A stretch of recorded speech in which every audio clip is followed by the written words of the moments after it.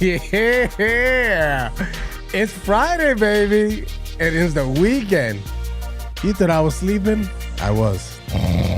I'm up now, and I want to talk to you about ultimately what drives us. Discomfort. How comfortable are you with it? I'll share with you my challenges, and maybe we could come up with a strategy that's sustainable. Let's take a look.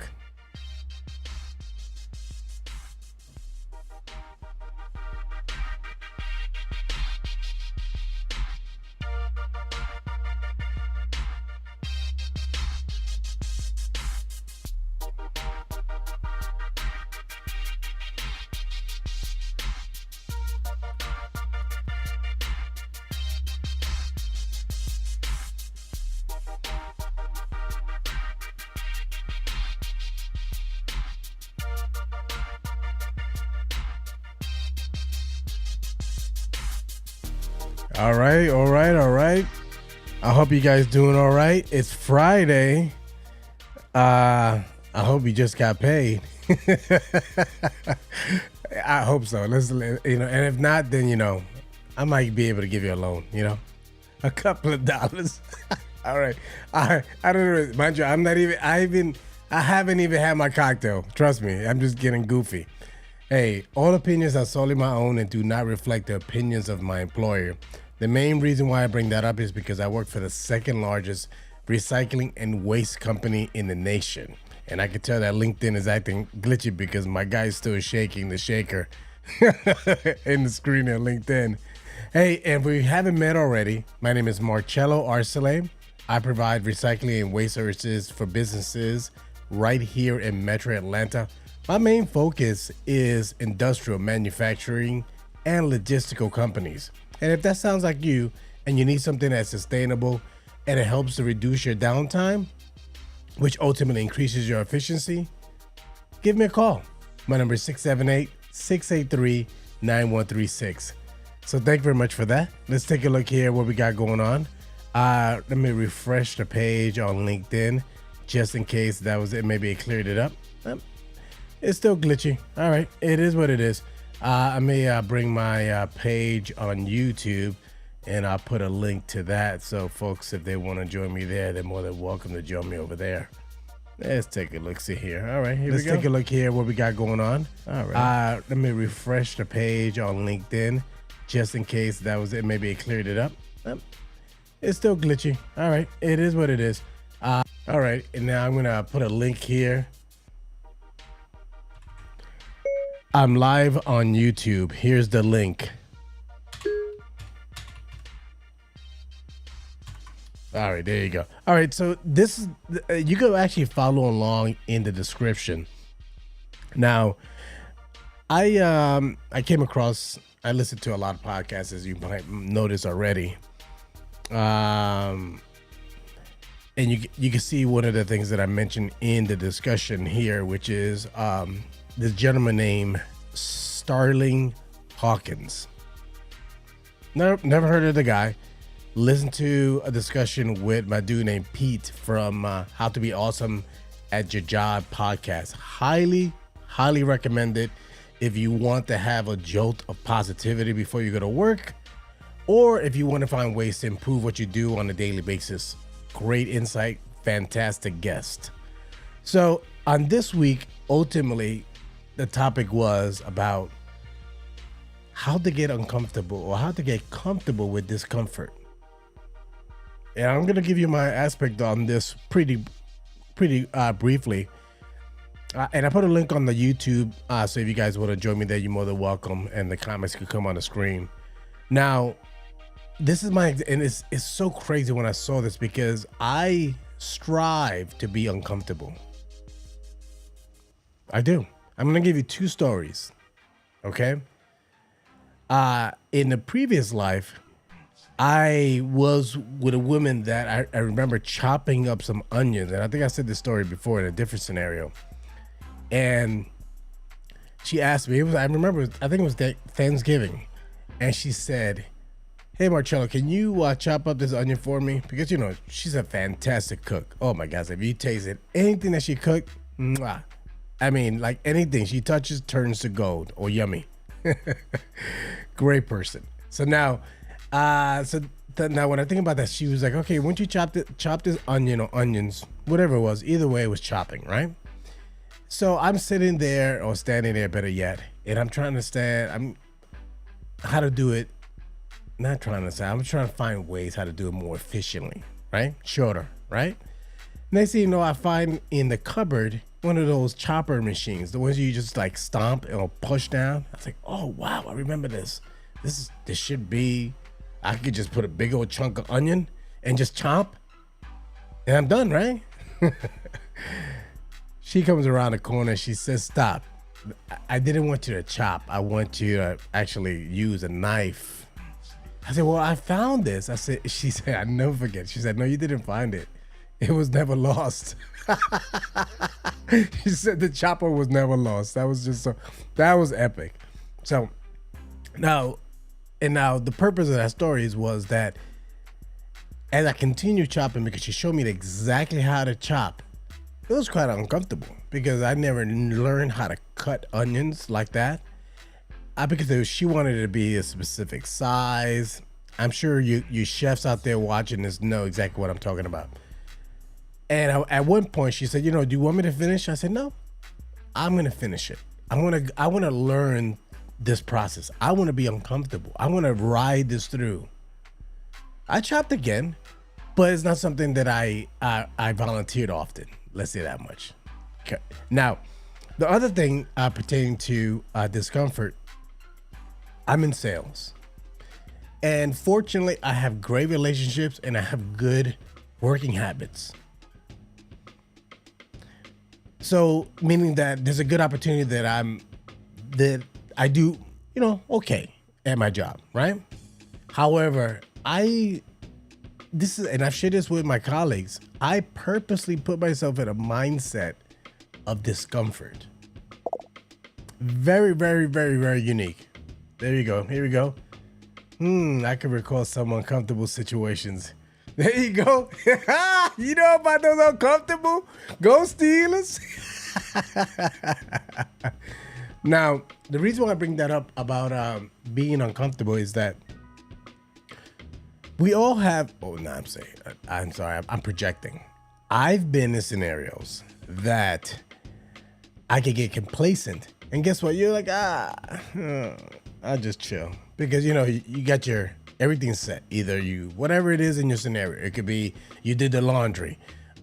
You met your objections. However, when you look at your things or certain goals that you want to accomplish, what about if you say, well, if I get it done now, or if I don't get it done, So essentially putting yourself in a mindset, it's time to, the sleepy, it says, see? Time to go to bed. That's what it says. That's what the watch says. Now, if you put yourself in a mindset that you're uncomfortable, think about that. I know I know you're thinking, well, this guy, gosh, is he ever happy, or does he ever get himself in a state that he's comfortable? Yes. But imagine when you had the opportunity to put yourself in a mindset of being discomfort or being uncomfortable, how you can optimize those times rather than watching 10 more minutes of a podcast or doing something arbitrary that as you sit there, like, yeah, I really need to get my work done, but I'm good. What about if you did that? I'm telling you from experience, you're sitting pretty. And to wrap up that point, I'm in sales. Again, imagine how it feels to be September, which, gosh, it's next month. It's coming around the corner. Imagine September coming around and you know that you already have your entire year covered. So that means you have September, October, December to start working on 2024. You know how good that must feel? Santa comes early. All right, so let me play. Let me look at the comments, and I got some folks here on YouTube. I say hello everyone, great to be here. had to come through YouTube. This is, oh, what's up, Ant? Thank you very much for coming through. I appreciate that. Thank you, sir. Thank you for the support here as well. Fantastic, dude. And I see you got, I got Mr. Groovy over here in LinkedIn. Miss Florence says, I love a chopper. It's convenient and easy. I agree with the chopper. And I got my lady over here, Miss Jean in business. She's in the house. You know, did you know that?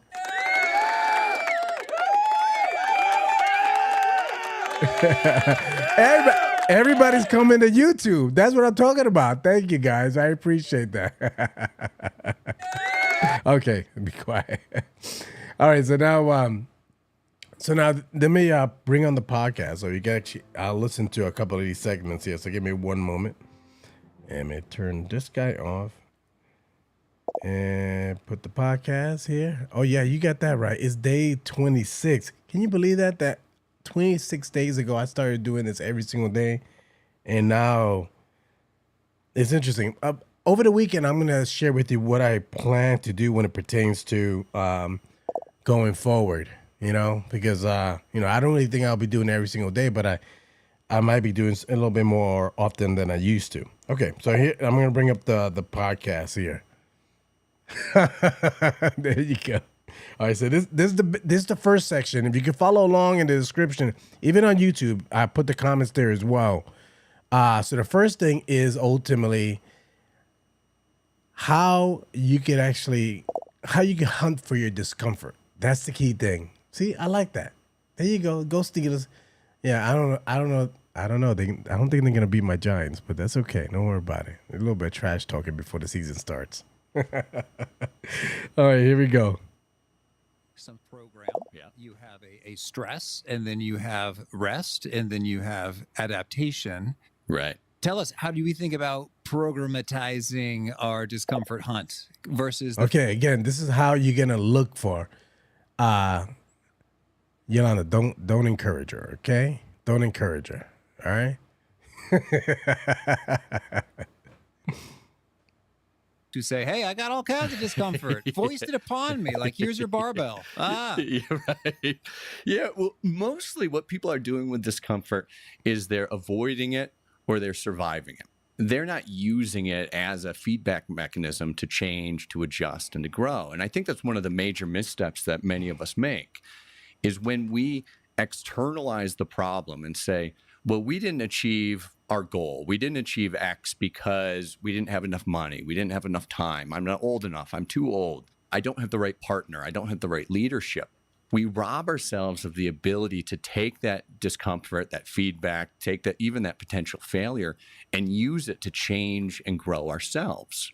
And so exactly as you pointed out, when you look at discomfort through the lens of, hey, this is here to help me. This is a feedback mechanism. I can use this to not just change how I act, but change who I am and adjust who I am based on the results that I want to achieve.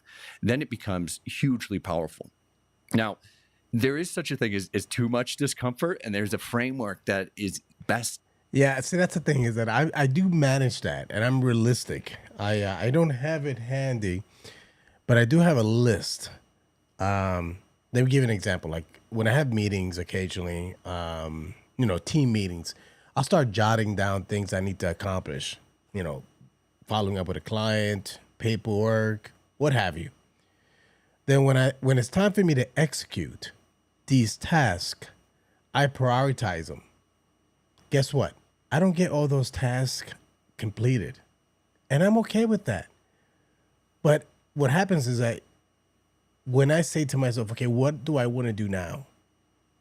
I don't have to think about it. I just go back to that list. I go old fashioned. I literally write it down and choose the next highest priority item. At the end of the day, I usually don't finish that list, but it's okay. I can always go back, but I know at the end of the day, I can say to myself, I did my best, and I'm okay with that because I did exactly that. All right. Work through, because I don't know. One of the things that used to scare me most is public speaking. And if you were to throw me onto a stage back in the day without any framework or structure or support system, I probably would have collapsed. But when one, have a commitment of, I want to achieve this, I want to be successful in my public speaking, for example, and you've got people around you that are going to support you in that journey and especially pick you up when you fall down, then it becomes much more feasible to move through and improve. Does that make sense? Yeah, sure. See, that's exactly and that's the thing I wanted to ask now.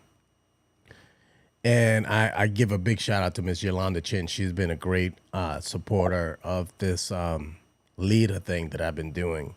And from the beginning, she's been holding me accountable. You can share it in the comments. Facebook, Twitter, Twitch, LinkedIn if it's not too glitchy, and then lastly, YouTube. Let me know. Do you have someone that holds you accountable? Calls it like it is. Doesn't BS you. Mind you, they might be a little bit rough. They might even make you cry. But afterwards, when you actually complete what you should have gotten done and they move you to move the needle, do you feel good about yourself? Then you have to ask yourself, if this is the kind of person that I want in my corner. So that's the next thing I'm going to talk about, which is the second thing. You need to have your own street gang. This is what this guy says. So I'm going to fast forward to 22 minutes and 44 seconds. See, I don't wing this. I'm not sure if you guys notice. I do a little bit of prep work, which could take as much as an hour plus. Because I usually listen to this stuff already ahead of time. So then throughout the day, I'm like, okay, I like that as an idea. But then when I sit down, I actually type my thoughts. I mean, I'll show you. This is what I'm gonna show you. I'm the real deal Holyfield. I don't fool around when it comes. Look at this. This is Grammarly. This is where I type. Actually, this I already copied and pasted this, but I literally typed all this stuff from scratch. So when I put it out there, then I just copy and paste in this. So it takes a little bit of work to do these LinkedIn lives, YouTube lives, and all that. It takes some effort. All right, let me put the section here about the street gang.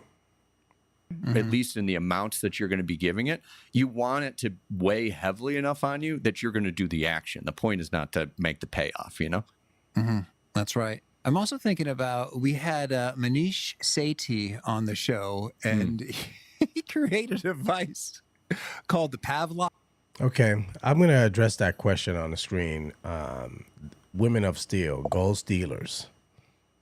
And I'm going to see here, I got also Love Try and Buy. Hey, I've saw her come by in the past. Thank you very much for stopping by. Thank you so much for your support here. Hey, I had to come through. I appreciate that. Oh, okay. Oh, I appreciate it. I didn't know that was you, Florence. That's pretty cool. All right. Thank you, love. Pun intended, I guess, in this case. Winging and usually taking more work. You're right about that, Yolanda. It does. Of course, we all need that. Yes. You definitely need to have some folks to hold you accountable. So now your question is, why do you seek discomfort versus letting it come to you and manage it? Okay. I'll say it this way.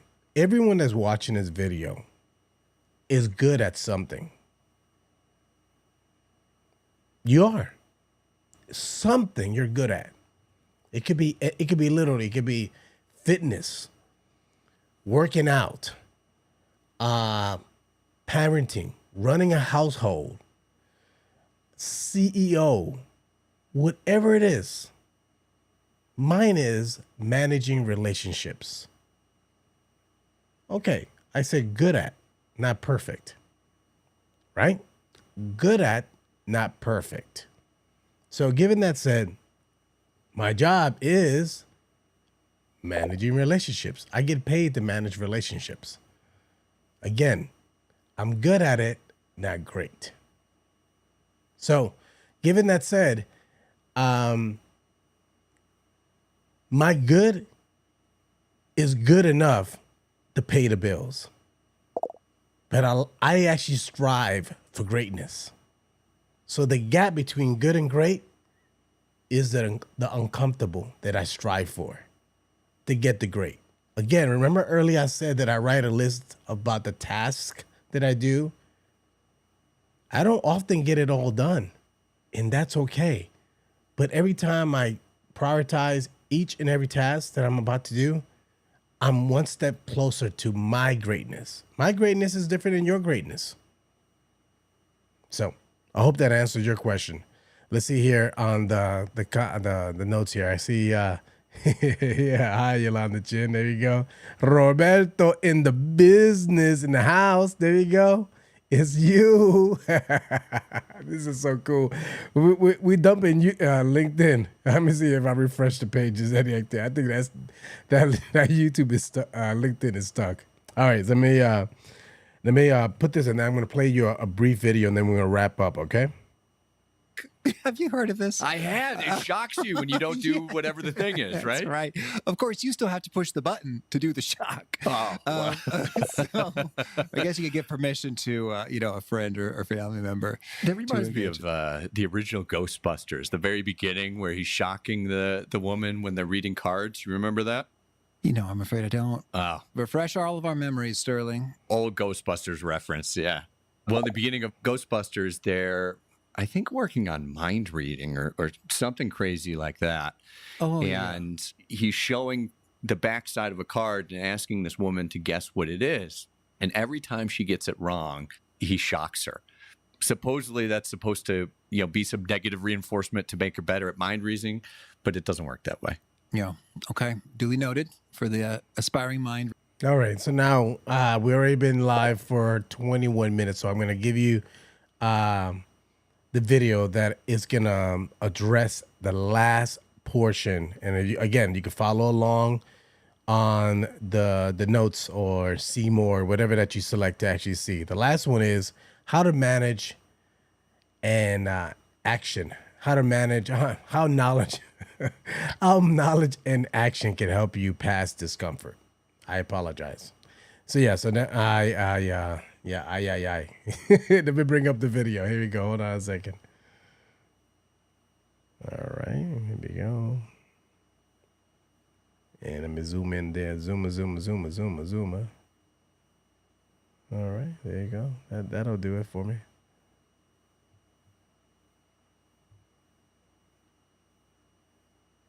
Okay, that'll do.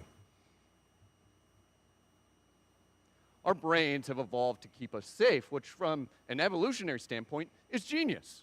Avoid the things that are dangerous and we survive. But our brains have also evolved to feel discomfort during periods of perceived stress. When we embrace that stress, that discomfort, versus run from it, our body's sympathetic nervous system uses that stress differently.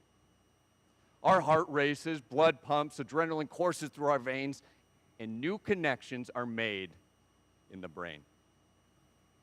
It's the biological equivalent of opening up the throttle on an engine. And it's why, under conditions of competition, typical discomfort, athletes can perform by as much as 12% above where they train.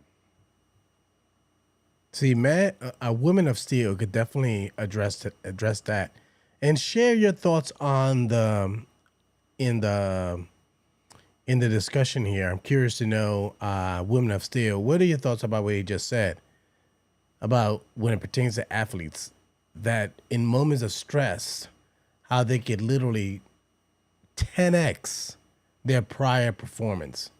If you have any prior experience, let us know.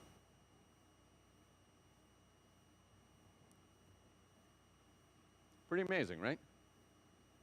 And we can talk about innovation and discomfort all day. It would just add to the seemingly limitless knowledge potential out there.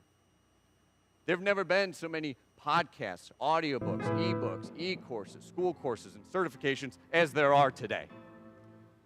But when you think about it, has knowledge really ever made the difference?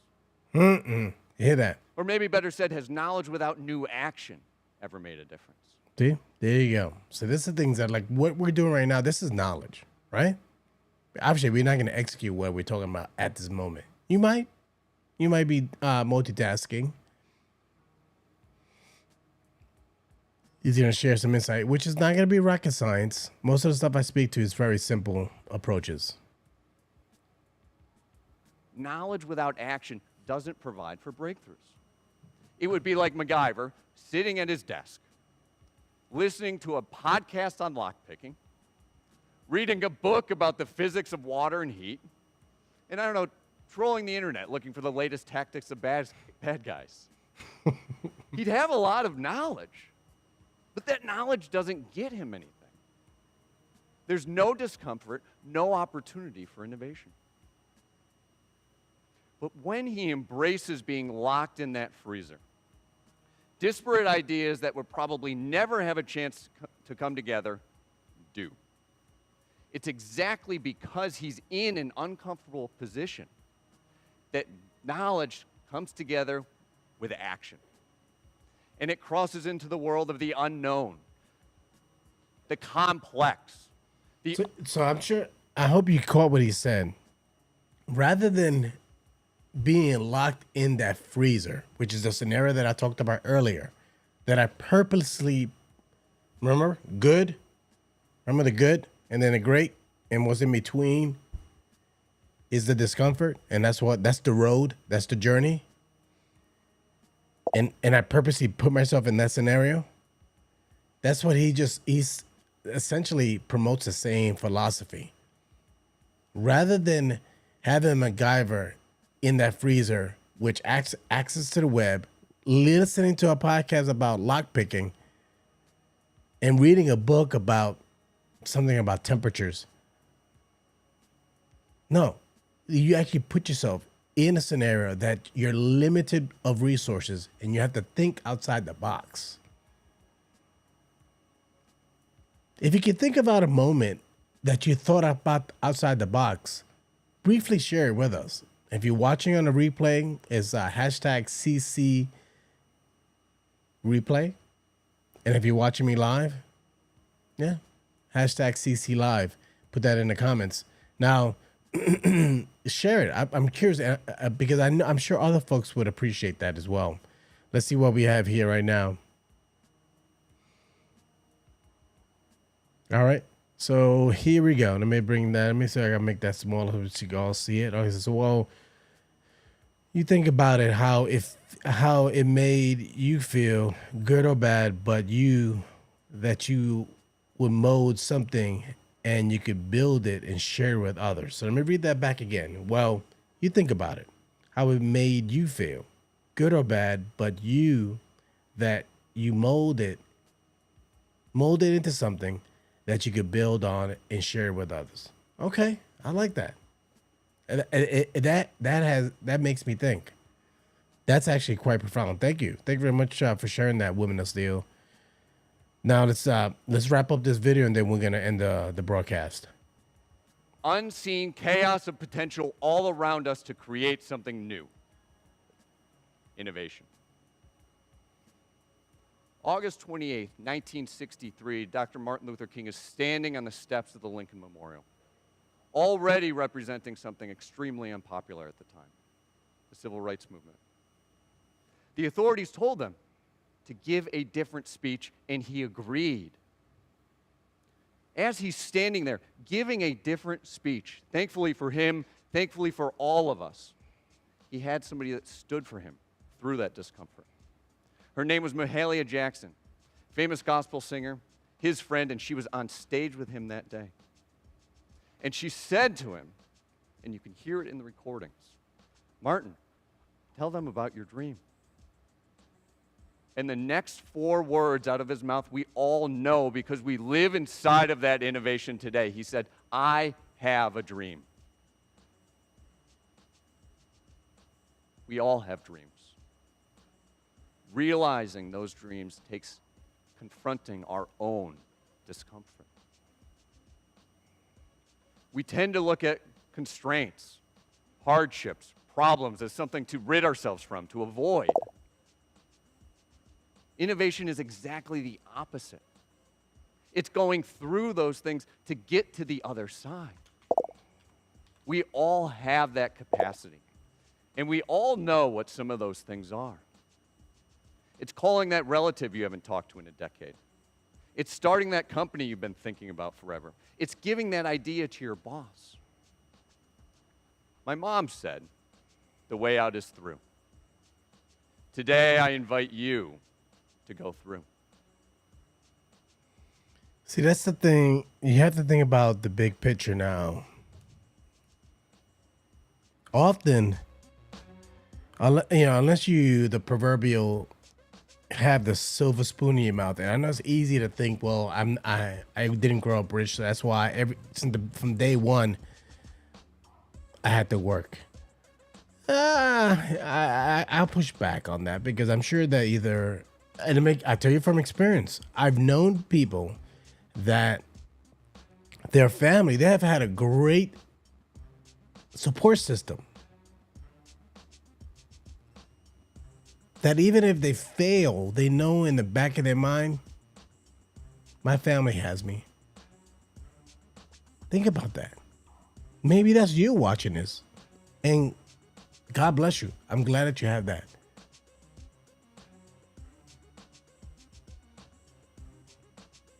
And be sure to let them know how much you appreciate that.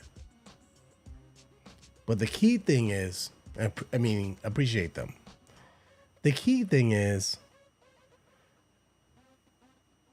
they're not going to always be there for you. The sooner you understand, and mind you could be 20, 30, 40, 50, 60 watching this. I'm sure it applies. If you're 50 and your mom is still living, that's your support system. If you're watching this video, you're 30 and your dad is still living, you get the gist. So the sooner you can actually think outside the box, the sooner you can actually help them back. So I just want to challenge the way people think. And this is how I think. It's very unorthodox. It's not typical. But I can tell you this much: as soon as you start thinking that way, things come easier to you in life. I'm telling you, it can. So I want to thank you guys very much for watching me here today, Cocktails at Chello. I enjoyed your company. I really do. I wouldn't be. I'm doing this because I enjoyed the back and forth. And I see that Mr. Groovy says my first tip to the podcast is my first trip to this podcast. Thank you, Mr. Groovy. I appreciate that. Loving it and keeping it groovy. I'll definitely make an effort to do that. And Love Tribe Bride, she said, definitely, I agree. Yeah. That's the key thing, is that just make an effort to let folks know that you appreciate them. That you appreciate them. Don't wait for the funeral. Don't wait for the wedding. Do it today. You never know. So I thank you. Again, my name is Marcello Arcelay. I provide recycling and waste services for businesses here in Metro Atlanta. If you know someone that needs my help, please be sure to let them know to give me a call or share this video with them. My number is 678-683-9136. Thank you guys. You guys take care and have a good one.